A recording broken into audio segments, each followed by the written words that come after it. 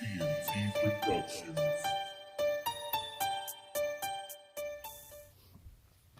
What's going on, people? It's your boy jgottdapoet live in effect here again with another exclusive interview. He over there not knowing I'm recording, but he trying to make sure his stuff is straight. It's all good. We got my man Bennie Blonkoe Perry That's in the right. building. And then grooming. That's right. Self-grooming. You know what I'm saying? My beard finally connecting, so I'm proud of that. I got, I feel good. What's up? That's what's up, man. I How you appreciate it. I'm good, man. Appreciate you sitting down with me, man. Yeah, definitely. I reached out to you because you're one of my close friends, and I wanted to sit down and talk to you about some stuff that a lot of people don't even know about you, man. Everybody know that you're a comedian. You do a lot of shows around the world, and I am saying around the world because we're speaking this into existence. Around the world, and a lot of people know you for your impressions and all that stuff. How did you first realize that you wanted to do comedy? I was into it since I was a kid. Like, I remember getting in trouble in first grade, going to school, copying Eddie Murphy Raw and, Richard Pryor and stuff, and like not being old enough to know that you weren't supposed to say certain words at that age.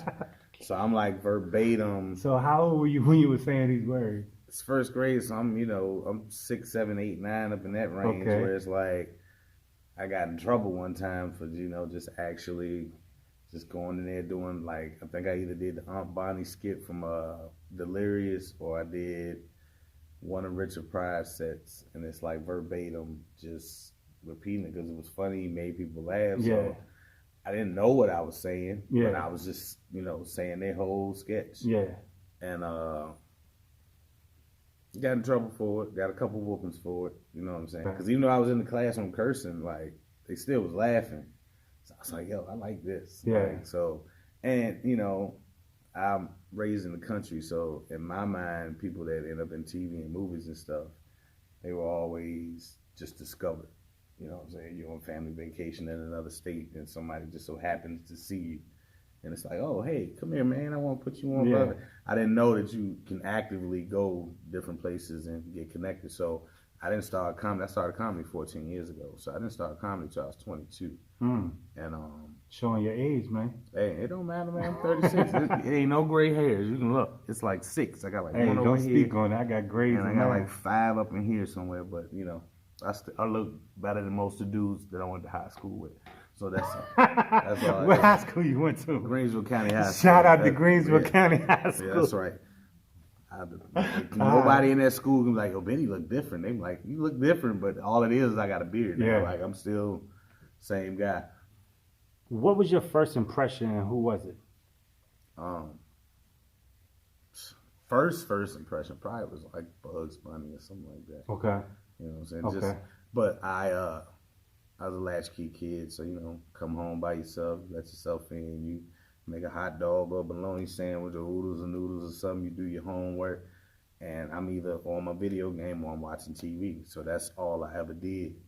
Just watch TV, video games, read comic books, do my homework, whatever. So whatever I watched, I could mimic. Okay. So it didn't matter what I was watching. If I watched it enough times, I memorized it and I could mimic it. And that's just where, and I didn't start using it with the stand-up until I started on this end. And I still don't use it that much.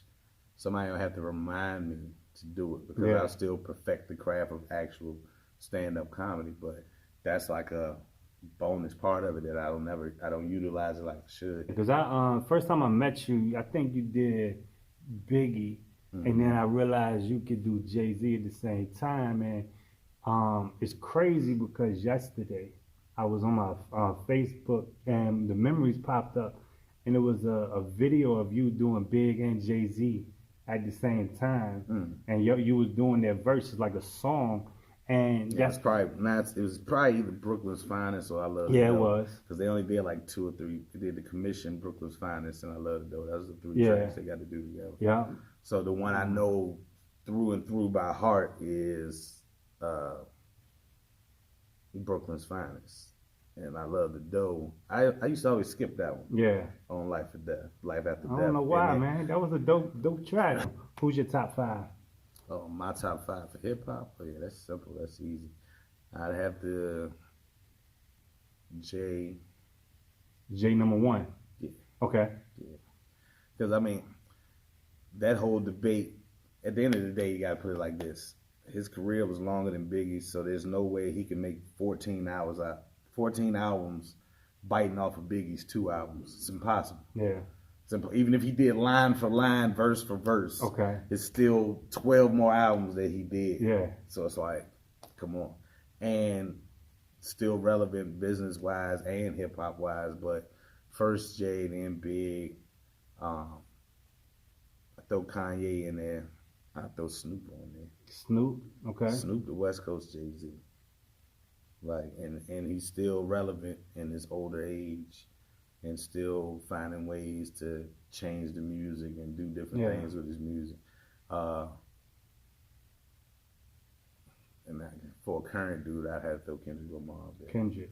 Yeah. Okay. Now, I could have done a whole older, I could have done a list for each genre and each time frame, because nowadays you kind of got to do that because the music's changed so much. Yeah, it keeps changing. Like, you ain't hearing Jeezy on the radio no more. You ain't hearing T.I. on the radio no more. Like, it's a whole. You ain't hearing Ludo on the radio no more. Yeah, I was a fan back then, Brett. Don't get it twisted. Like, I had the Brat Funkified. I'm a huge fan now. My aunt gave me Jodeci Diary of a Madman, the first album I went in the store and bought myself.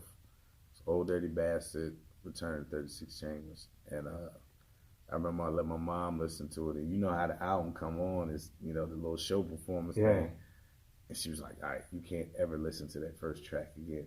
So whenever I would listen to the CD, I wouldn't listen to the first track, the intro. I would jump straight to Shimmy Shimmy Ya. Yeah. And because once she heard what he was saying, she was like, hey, you can't listen to that.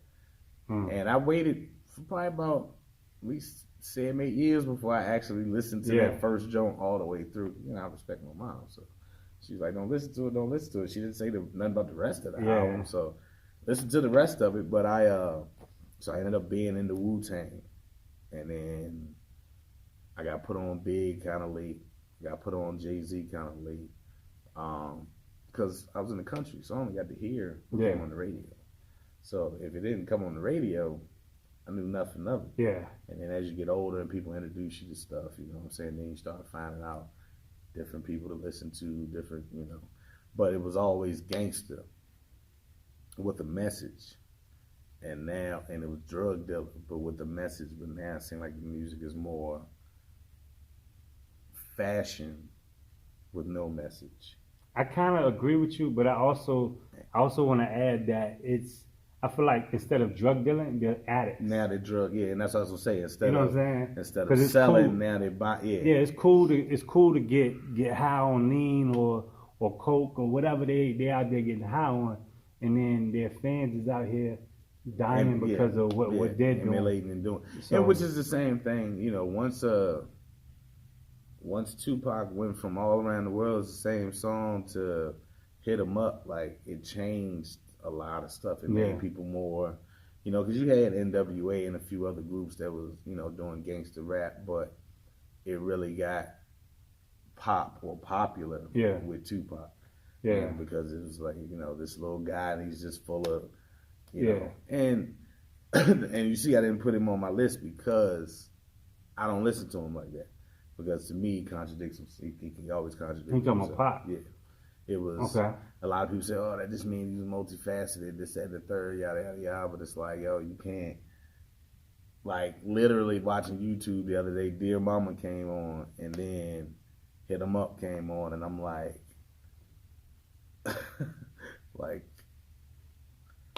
this Big never engaged with him.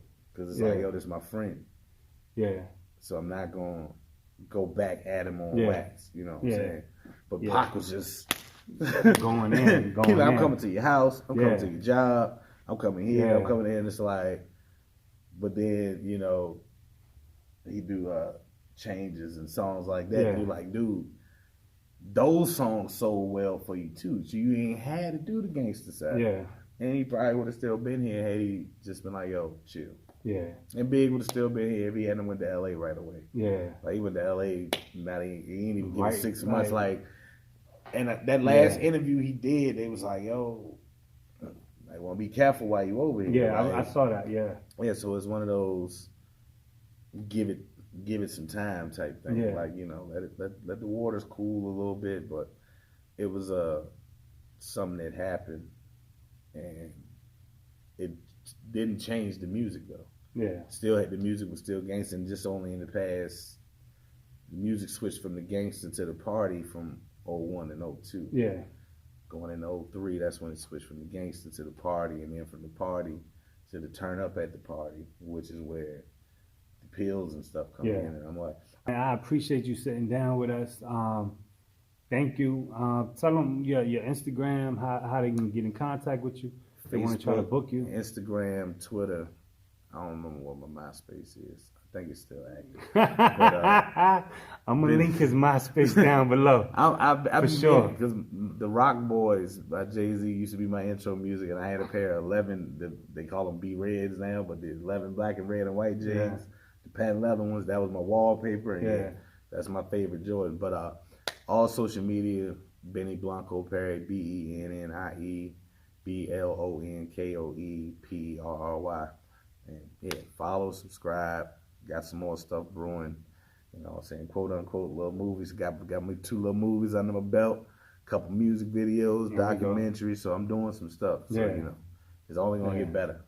Man. Retire when you die. I appreciate it, man. Thank you. Stay tuned for the next, all right? TNT Productions.